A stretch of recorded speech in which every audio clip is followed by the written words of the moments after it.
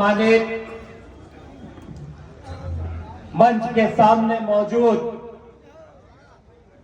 वो कांग्रेस की रीढ़ की हड्डी जो किसानों की आवाज के रूप में हमेशा मौजूद रहती है, मैं आप सबको प्रणाम करता हूं, आप सबके चरणों में नमन करता हूं, आपको प्रणाम करता हूं।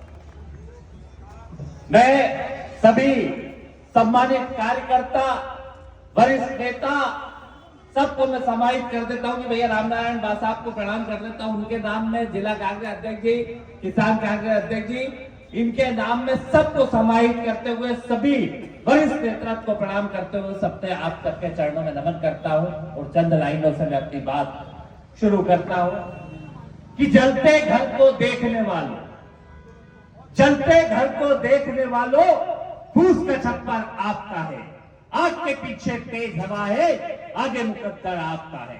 इसके कट पर मैं भी चुप था, मेरे कट पर तुम भी चुप हो, आगे नंबर आपका है, आगे नंबर आपका।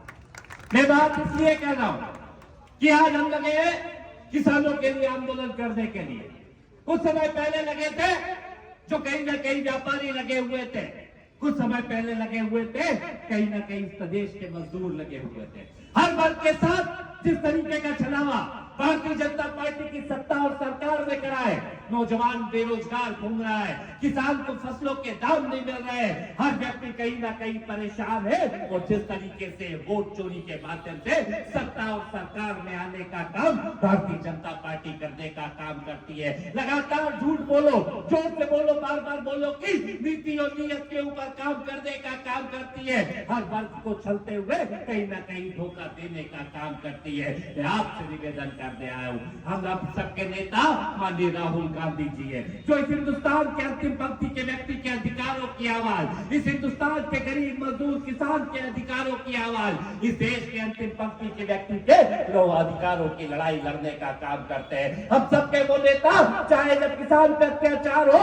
तो अगर कोई खड़े होने वाला सबसे पहला कोई नेता होता है तो हम सबके नेता राहुल गांधी होते हैं। अगर इस हिंदुस्तान के अंदर कहीं न कहीं अत्याचार होता है कि मणिपुर की धरती पे कोई अत्याचार होता है तो वहां पे अगर सोचने वाला कोई नेता होता है तो राहुल गांधी होता है। हम सब उन्होंने एक नारा दिया है, एक बात कही है कि डरो मत, ताकत के साथ डरो मत और वोट चोर गद्दी छोड़ के खिलाफ इनको वोट चोरों को गद्दी छोड़वाने का काम करना पड़ेगा।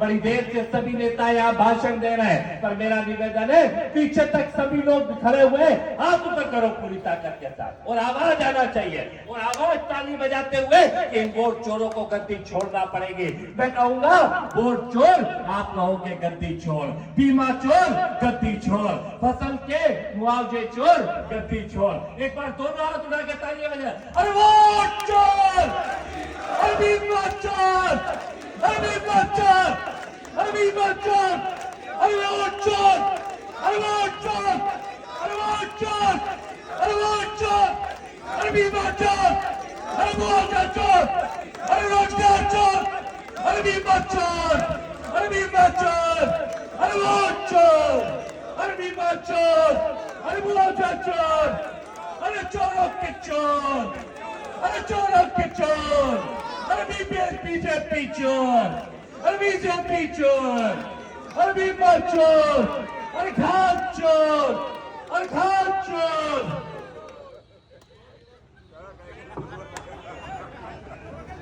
नहीं है क्या चोर? और एक बार एक नारा और लगाना पड़ा, दोनों हाथ उठा। इस हिंदुस्तान के अंदर अगर किसान गरीब मजदूरों के साथ कोई खड़ा है तो सिर्फ राहुल गांधी जी, जो हम सबके नेता हर व्यक्ति की बात करते हैं। मैं कहूंगा किसान क्या पुकारता, आवाज आना चाहिए राहुल गांधी की, दोनों हाथ ताकत से पीछे तक, आगे से पीछे तक सब हाथ उठा के, अरे देश के पुकारता, अरे किसान के पुकारता, अरे नौजवान के पुकारता, अरे गरीब के पुकारता, अरे नौजवान के पुकारता, अरे किसान के पुकारता, अरे हर वर्ग के पुकारता। धन्यवाद। मैं आपसे बात करने आया कि जिस तरह की हालत इस शाहजहांपुर जिले के अंदर 86 करोड़ की हम लोगों ने प्रीमियम जमा कर, जिसके लगभग 20 गुना, मतलब 20 करोड़, हमें 100 करोड़ कि हमने प्रीमियम जमा करी, 2000 करोड़ का मुआवजा मिलना था। मिला कितने का? 20 करोड़ का। कितने का? 100 करोड़ के लगभग जमा करो और लो कितना? 20 करोड़। रोज जाता हूं, कई बार सवाल पूछता हूं, कई कांग्रेस के लोग आते हैं, कई अल्पसंख्यक वर्ग के लोग आते हैं, भैया हमारा तो मुआवजा ही नहीं आया। अरे तुम्हारा क्या, जिनको इनने वोट दिए उनका ही नहीं आया है? तो भैया किसके गांव में सबसे ज्यादा वोट बीजेपी को मिले थे? कितने बीमा है भाई साहब? 200? कितने कितने कितने खेती है? 3 बीघा का, 30 बीघा का 270 रुपए बीघा। और जबकि वो शिवराज जी जब कांग्रेस की सरकार थी तो सोयाबीन उठा के 40,000 रुपए हेक्टेयर का मुआवजा चाहिए। कहां गए भाई साहब? अब कृषि मंत्री है, कृषि मंत्री है, अब पूछो तो मुआवजा नहीं चाहिए। अब नाटक नोटक की, अरे भैया नकली खाद बन रही। तुम्हारी सरकार, या तो नगर पालिका तुम्हारी, विधायक तुम्हारा, मंत्री तुम्हारा, यहाँ पे सांसद तुम्हारा, प्रदेश में सरकार तुम्हारी, देश में सरकार तुम्हारी, और कितने इंजन की सरकार चाहिए? डबल चाहिए? अरे 5-6 इंजन हो गए बाबा, पर सारे ढूस इंजन है, ढूस। इनसे बात कर लो, जाके मंत्री जी से पूछ लो कि भैया कभी किसान के मुआवजे की बात करोगे? नहीं भाई साहब नहीं करेंगे। विधायकों से पूछ लो, बात ही नहीं करेंगे। सांसद से पूछ लो, बात ही नहीं करेंगे। काई की बात करेंगे? अरे मेरा नाम कार्ड पे नहीं है नगर पालिका के, लड़ाई काई की लड़ेंगे, 2-2 कार्ड उसके छपवा लेंगे। पर वार्डों के अंदर क्या हो रहा है उसकी चिंता नहीं, किसान का क्या हो रहा है उसकी चिंता नहीं। बहुत बातें करके आए थे भाई साहब। क्यों चाय वाले भैया?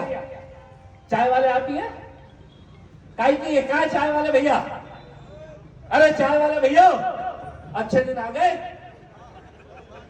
होंगे यार, आ गए होंगे यार। ये अब लोग कहते हैं भाई साहब, मैंने कहा तुम्हारी तो स्थिति फिर भी ठीक है कि दबाव दे देते हो, कांग्रेस के नेता सुन लेते हैं, अधिकारियों को डरा देते हैं, धमकाते हैं, लड़ाई लड़ते, गाड़ियां तक छुड़वा लेते हैं। इनके कार्यकर्ताओं की तो हालत ये है, कई विधायक मंत्री के पास चले आते हैं, झटका किसी घर वाले का ट्रांसफर लेके ट्रांसफर नहीं करेंगे क्योंकि माल लेके करेंगे भैया, माल दोगे तो ट्रांसफर करेंगे। याद करना वो दौर जब कांग्रेस की सत्ता और सरकार थी, उस समय दिवाली से पहले कैसे आपको रात रियासी दी गई थी, सारे बाजारों के मार्केट की रौनकें पलट के आ गई थी। याद करना वो कांग्रेस का दौर जिसमें किसानों के कर्जे माफ कराने का काम हमने करने का काम किया था। ये झूठ बात करते हैं भारतीय जनता पार्टी के लोग। 2 लाख तक का जो डिफाल्टर किसान था, जिसे डिफाल्टर कहते थे और हम उसे काला तीर किसान कहते थे, उसका 2 लाख तक का हमने माफ करा। रेगुलर किसानों का भी 50,000 और कई जगहों पे 1 लाख तक का किसानों का कर्जा माफ हो चुका था। हमने किसानों के लिए काम करने का काम करा था। खाद की बोरियां जो आज लाठियों से मिलती है, डंडों से मिलती है, अभी भाभी ने बात करी कि नकली खाद की फैक्ट्री अगर सुजालपुर में बनी है तो नकली खाद कहीं और डिस्ट्रीब्यूट नहीं होती है, यहाँ के किसानों को डिस्ट्रीब्यूट होने का काम करती है। वो खाद किसके खेतों में जाती है? वो खाद किसके खेतों में जाती है? आज पीले मोजे का सवाल है। हर साल 3 साल से हम देख रहे हैं, पिछले कई सालों से देख रहे हैं, लगातार हमारी फसलें खराब होती जा रही है। पर मुआवजे के नाम पे, बीमे के नाम पे सिर्फ ठगने का काम भारतीय जनता पार्टी की सत्ता और सरकार कर रही है। इनसे जाओ बीमे की बात करने जाओ तो ये हिंदू मुसलमान की बात करेंगे। अभी अरनिया कला के अंदर 2 किसान भाइयों की मौत हो गई, और मौत नहीं कहूंगा, सीधे तौर पे भारतीय जनता पार्टी के भ्रष्टाचार के तंत्र के द्वारा सीधे तौर पे उन किसानों की हत्या हो गई। उन किसान की गलती क्या थी कि अपने खेत में दवाई डालने वो जाते हैं, एमपीईबी के बिजली के तार गिर के उनकी हत्या कर देते हैं। जो भ्रष्टाचार के तार थे वो हत्या कर देते हैं और 4 लाख रुपए उस किसान की हत्या की बोली लगाने का काम करते हैं। अरे मैं कहता हूँ भारतीय जनता पार्टी के लोगों, हम हत्यारे नहीं है, पर अगर 4 लाख की जान सस्ती मिल रही है, अरे 50 लाख का मुआवजा उनको दो। भ्रष्टाचार का आलम क्या है? मैंने उस केवड़ा केड़ी गांव के उस पानी की टंकी का पढ़ रहा था, दुख होता है। वो मजदूर परिवार के लोग, वो मजदूर, उनकी गलती क्या थी? भ्रष्टाचारियों को टेंडर देने का काम करते हो, उसमें से कमीशन लेने का काम करते हो, उस भ्रष्टाचार की टंकी के नीचे आके उस गरीब परिवार के बच्चों की, गरीब परिवार के लोगों की हत्या कर देते हो, वो 4 लाख के मुआवजे की बात करते हो। अरे गलती किसकी थी? एफआईआर हो, उन एमपीईबी वालों पे एफआईआर हो, जो एमपीईबी वाले रोज अगर 5,000 का बिल बकाया है तो 80,000 की मोटरसाइकिल उठा के ले जाते हैं, लोगों की इज्जत को नीलाम कर देते हैं, घर में से फ्रिज उठा के ले जाते हैं, और अगर किसी की जान चली जाए तो मुंह छुपा के भगने का काम करते हैं। इनके तारों के अंदर करंट नहीं आता, करंट आता है तो कहीं ना कहीं इनके बिलों के अंदर आता है। मैं आपसे निवेदन करने आया हूँ कि जिस तरह की हालात है, जिस तरह की परेशानियां है और जिस तरह की परिस्थितियां है, तो यही कहूंगा कि ख्वाहिशों से नहीं गिरते फूल झोली में, वक्त की साख को हिलाना होगा, कुछ नहीं होगा अंधेरों को गालियां देने से, हमें अपने हिस्से का दिया जलाना होगा, हमें अपने हिस्से का दिया जलाना होगा। और वो दिया क्या होगा? एक एक व्यक्ति निकले, एक एक व्यक्ति किसान की बात करे, लोगों के अधिकार की बात करे, ताकत के साथ अपने अधिकारों के लिए लड़े।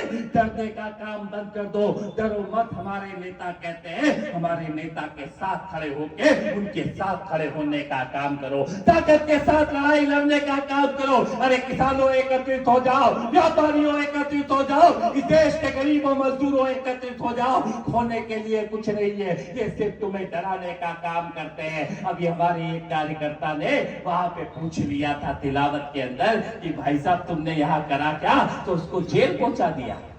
पुलिस इतनी फुर्सत में तुम्हें जेल पहुंचाने का? रोज चोरी डकैती हो रही है, उसके ऊपर जेल नहीं भेजोगे। एक बार अभी ये हुआ, रोज देखते हैं कि मोदी जी की मां को गाली दी तो बीजेपी वाले, अरे भैया हम गाली के समर्थक नहीं है। किस व्यक्ति ने गाली दी बताओगे?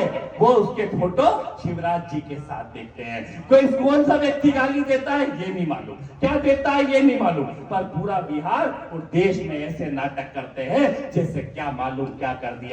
पर मैं पूछना चाहता हूँ, क्या इनको दर्द जब नहीं होता जब मासूमों को चूहे कुतर कुतर के उनकी हत्या कर देते हैं? जैसे हॉस्पिटल के अंदर, जो इंदौर का हॉस्पिटल है, मध्य प्रदेश का सबसे बड़ा हॉस्पिटल है, उन माओ के लिए दर्द इनको क्यों नहीं होता? क्या उन माओ के लिए हिंदुस्तान को बंद नहीं होना चाहिए? क्या उन माओ के लिए इस देश के प्रधानमंत्री को शर्मसार नहीं होना चाहिए? क्या उन माओ के लिए इस प्रदेश के मुख्यमंत्री को माफी नहीं मांगना चाहिए? बच्चों को चूहे कुतर रहे हैं, आपके हॉस्पिटलों की हालत क्या है? गरीब की स्थिति क्या है? कैसे रोजी रोटी कमा रहे हो? नौजवान बेरोजगार घूम रहा है, कहीं ना कहीं उस हालत हर व्यक्ति की पर पूछ लो कि घर को कैसे चला रहा है। वो किसान आज बड़ा किसान नहीं बचा है, 90% से ज्यादा किसान 10 बीघा के अंदर के किसान है। उसकी हालत क्या है? वो कैसे अपना पेट पाल रहा है, कैसे अपने बच्चे को पढ़ा रहा है, इसके ऊपर दर्द नहीं होता। अरे तुम्हारी माँ को किसी ने कह दिया तो तुम्हें पूरा बिहार बंद कराने का करा लिया, पूरे देश का हंगामा कर दिया, पर उन चूहों को कुतर, चूहे जिन बच्चियों को कुतरा, उसकी माँ के पाले में दर्द क्यों नहीं होता? मोदी जी, वो किसान जो खेत में मर जाते हैं अपनी फसल के लिए, उनकी माँ के लिए दर्द क्यों नहीं होता? वो केवड़ा खेड़ी में टंकी के अंदर कहीं ना कहीं दब के मर जाते हैं, उनके लिए तुम्हें दर्द नहीं होता।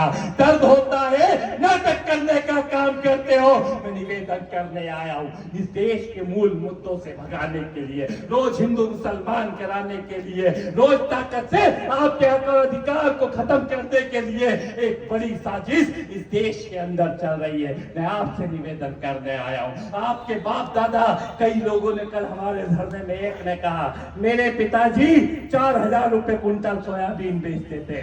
मैं जाता था तो मनमोहन सिंह जी आए, 3 से 4,000 रुपए कुंटल वो बेचते थे, 3,000 के आसपास। बोले मनमोहन सिंह जी आए तो मैंने 5 से 6,000 रुपए कुंटल सोयाबीन बेची।